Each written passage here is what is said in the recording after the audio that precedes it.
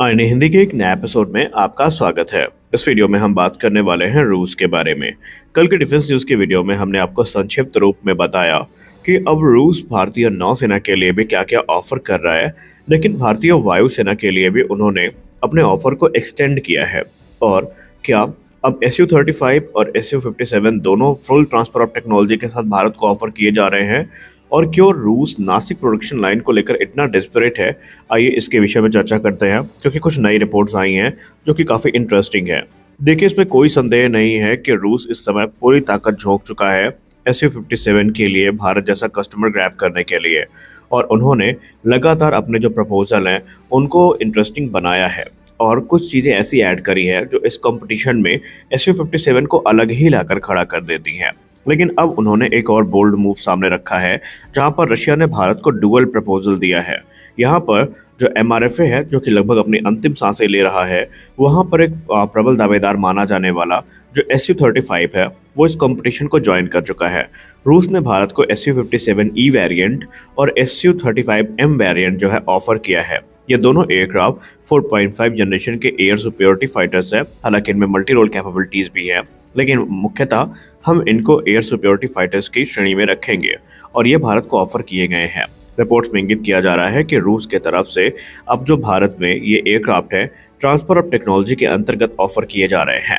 हालांकि यहाँ पर आपको बता दें कि पहले भी SU-57 की जो फुल ट्रांसफर ऑफ टेक्नोलॉजी का प्रस्ताव है, ये भारत को दिया जा चुका है, और अगर भारत इन दोनों एयरक्राफ्ट में से किसी को भी सेलेक्ट करता है तो इनका निर्माण हिंदुस्तान एरोनॉटिक्स लिमिटेड की नासिक फैसिलिटी में किया जा सकेगा, जहां पर भारत ने ऑलरेडी 220 से ज़्यादा सुखोई 30 MKI जेट्स का निर्माण किया है। और इसके अलावा अगर भारत चाहे तो भारत के पास एक और ऑप्शन होगा, और वो ऑप्शन होगा कि भारत सीधा रूस से SU-35M फाइटर जेट्स को इंपोर्ट कर सकता है, यानी रूस बना बनाया एयरक्राफ्ट भारत को ट्रांसफर करने के लिए भी तैयार है।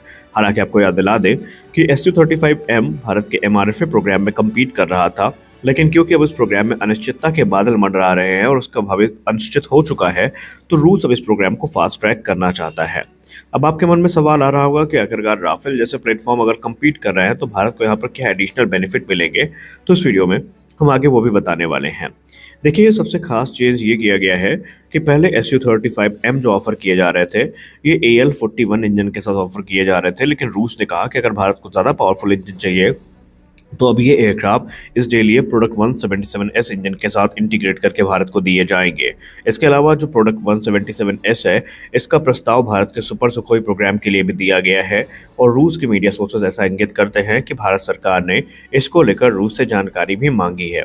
अब इस पॉइंट ऑफ टाइम पे हम ये नहीं कह सकते कि इस इंजन की डील फाइनलाइज हो ही जाएगी, लेकिन भारत ने जो कोटेशन है, भारत ने जो जानकारी है, वो निसंदेह मांगी है। अब अगर हम SU-57 की बात करें तो ये बेसिकली ई वेरिएंट भारत को जो ऑफर किया जा रहा है, ये एक्सपोर्ट वेरिएंट है, और यहाँ पर फुल सोर्स कोड के साथ जो भारत में ये एयरक्राफ्ट है बनाए जाएंगे, और नासिक प्लांट में इनका जो मैन्युफैक्चरिंग है वो होगा। सबसे खास बात यह है कि 40 से लेकर 60% तक जो लोकलाइजेशन है वो हमें ऑलरेडी नासिक प्लांट में देखने को मिलेगा। और यहाँ पर एक चीज़ है कि रशिया ने पहले भी कंफर्म कर दिया है कि इंडिया स्पेसिफिक वेरिएंट दूसरे वेरिएंट से बिल्कुल अलग होने वाला है।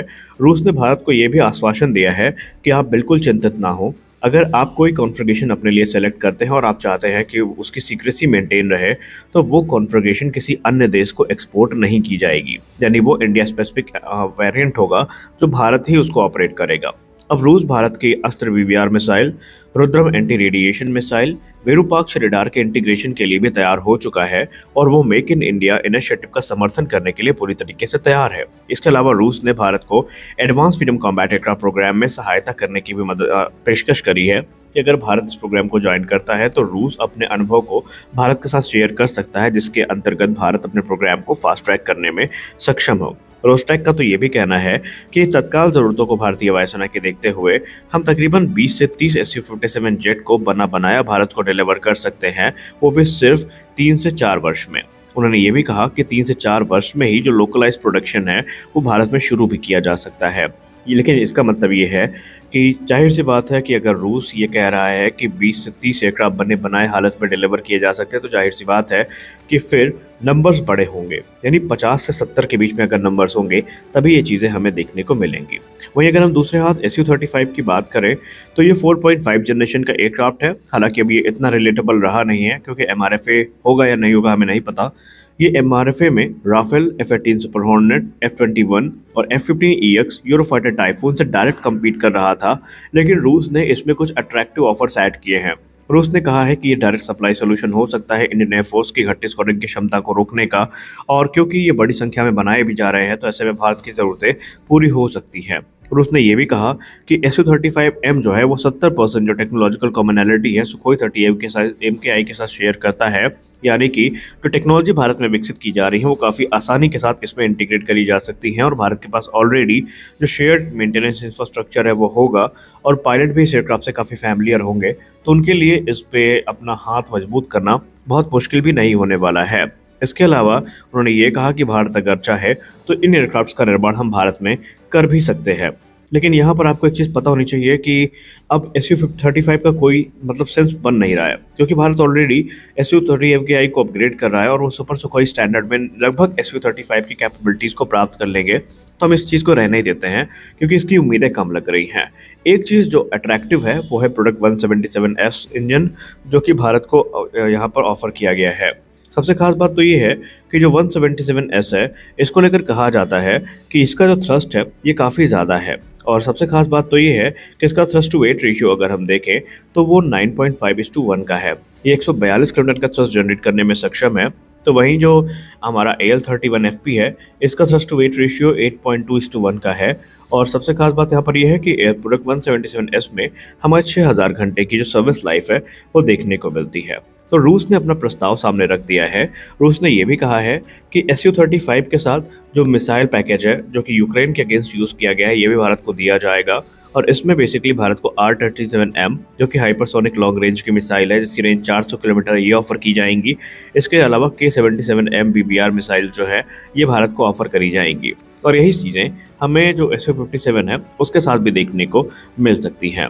रूस का तो पूरा भरोसा है कि जो SU-57 है उसका जो बड़ा एक्सपोर्ट कस्टमर होने वाला है ये भारत ही होने वाला है, और रूस का जो कॉन्फिडेंस है वो इसलिए भी है क्योंकि भारत के डेलीगेशन ने कई बार रूस के साथ संपर्क किया है, और अगर कभी इमरजेंसी प्रोक्योरमेंट की ज़रूरत पड़ी तो भारत इसी एयरक्राफ्ट की तरफ जाएगा। लेकिन अभी मिनिस्ट्री ऑफ डिफेंस इसको लेकर क्या सोच रही है इसके बारे में हम टिप्पणी नहीं कर सकते, क्योंकि आधिकारिक तौर पर तो उन्होंने कोई ऐसा बयान नहीं दिया है। लेकिन हम इस बात से इनकार नहीं कर सकते कि कई बार ऑफिशियली हमने देखा है कि जो MOD का डेलीगेशन है वो इस एयरक्राफ्ट के बारे में जानकारी प्राप्त कर रहा था। इनफैक्ट एरो इंडिया के तकरीबन कहा जाता है कि 2 से 3 दिन तक ये भारत के जो अधिकारी हैं उनके संपर्क में था, इसका क्रू संपर्क में था, और टीम ने भारत को ब्रीफ किया और भारत ने काफ़ी सारी जो इन्फॉर्मेशन है वो प्राप्त करी है। देखते हैं आने वाले भविष्य में हमें क्या एडिशनल इन्फॉर्मेशन देखने को मिलती है। तो इस वीडियो में बस इतना ही। मिलते हैं अगले वीडियो में कुछ और अपडेट्स के साथ, तब तक के लिए जय हिंद।